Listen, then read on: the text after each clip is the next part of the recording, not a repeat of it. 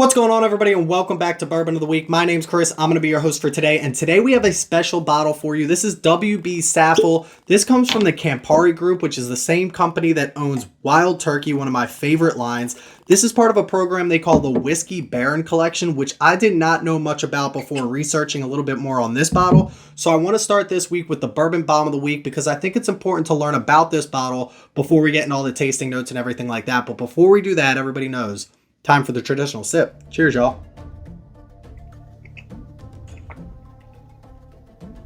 It's going to be good.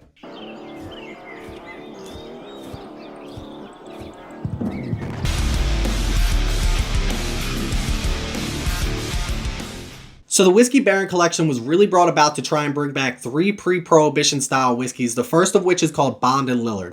Bond and Lillard was started by a gentleman named John Bond, who gifted it to his son and his grandson David and William.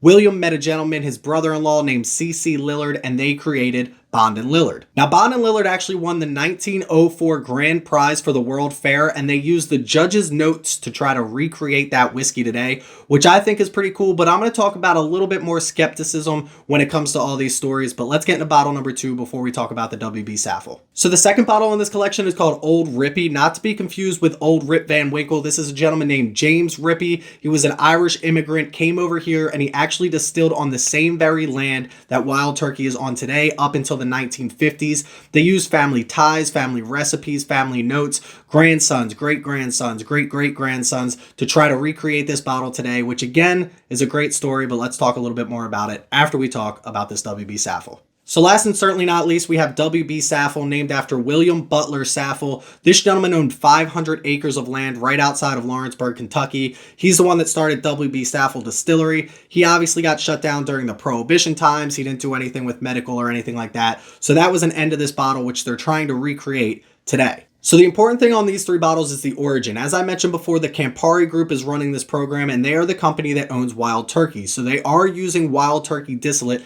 and from everything that I understand, it's the same thing that they use on all of the Wild Turkey lineup. The 75% corn, 13% rye, 12% malted barley mash bill. Now, it's important to note that the first two bottles, Bond and Lillard and Old Ripy, have zero involvement with Eddie or Jimmy Russell, while this bottle, which came out in March of 2019, is involved with Eddie Russell, which makes me believe that this is going to be a better or the best of the three products, because we all know how good Eddie Russell is when it comes to making whiskey. And the skepticism for me lies in the fact that they're telling this story of using 1904 World Fair notes and great-great-grandsons to recreate these bourbons from the 1900s, yet they're all three using the same distillate, and I know things can change and one has Eddie Russell and two don't, and I understand how you can make a different product, but it just seems like a little bit far-fetched that it's actually going to change that much across all three of these to the fact that they're recreating something from the 1900s. But I digress. I'll leave you with that thought. You guys let me know what you think, but let's get into price, taste, drinkability on this bottle right here. Cheers.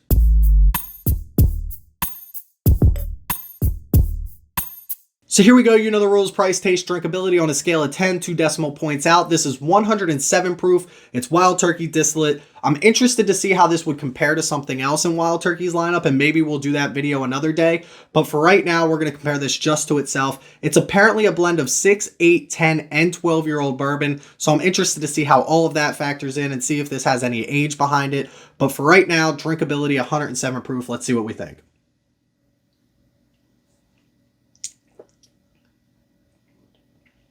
Yeah, I mean, it's absolutely fantastic. It's Wild Turkey. It's Eddie Russell. You can't really go wrong with too much of this. It does have a little bit of an ethanol kick, but for 107 proof, comparing this to other things in that 107 proof range, it's delicious. The taste profile on this really mutes a lot of that ethanol kick. We're going to get into taste on that next. But as for drinkability on this, I mean, you can't really give this a bad score at all. I'm going to give it like an 8.99 when it comes to drinkability on this. I don't think it quite breaks the 9s, but 8.99 is about as close as we can get. Let's get into taste.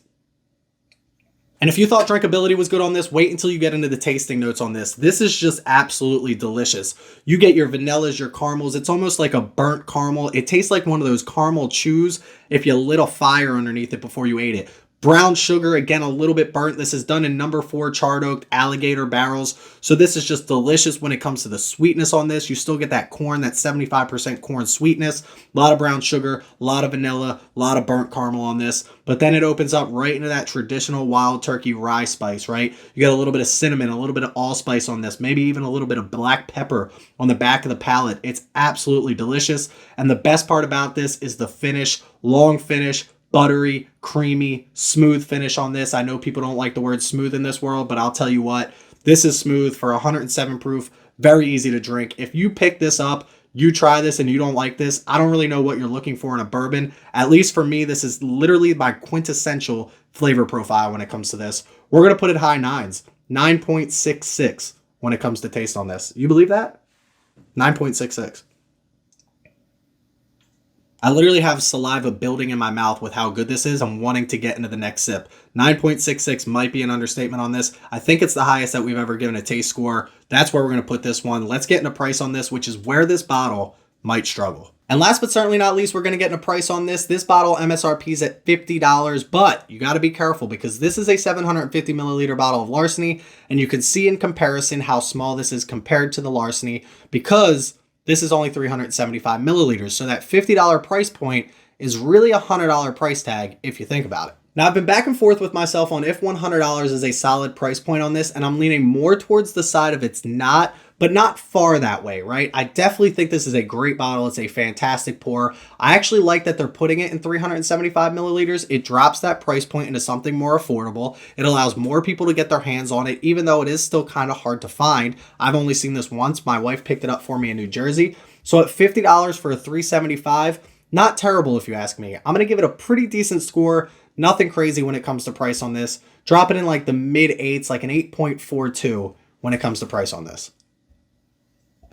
But listen, we already did our Bourbon Bomb of the Week. We already talked about price, taste, drinkability. So let's get into our final score here. This came in at a 9.02. And I don't have my ranking sheet in front of me, but if that's not top 3, I guarantee you it's got to be top 5. Absolutely fantastic pour. A little bit high on the price point, but I don't think it's anything outrageous for how good this is. I love Wild Turkey, Campari Group. I want to try the other 2 bottles in this collection, although I am skeptical without having that Eddie or Jimmy Russell influence if they're going to be as good as this one. I think this is going to be the best one in the group, so I'm glad I got my hands on that. But listen, that's where I'm going to leave you for today. Make sure you check me out on Instagram at Bourbon of the Week. Go click that follow button over there. Click that like, click that subscribe button. We're pushing 3,000 subscribers. I cannot believe it. If you want to help support the channel financially, check us out on Patreon. We do a lot of fun things just for Patreons, Patreon-only videos, Patreon-only Discord chats. We do once a month meetups on Discord. It's awesome. Go check out the Patreon. If you want references, come into the Discord, talk to the people in the Discord. They'll tell you all about the Patreon. And check the Discord out, link in the description below. You don't have to be a Patreon to join the Discord. So come chat with us 24/7 about bourbon. Please don't drink and drive. Always drink responsibly and stay healthy, stay happy, stay drinking. Cheers, y'all.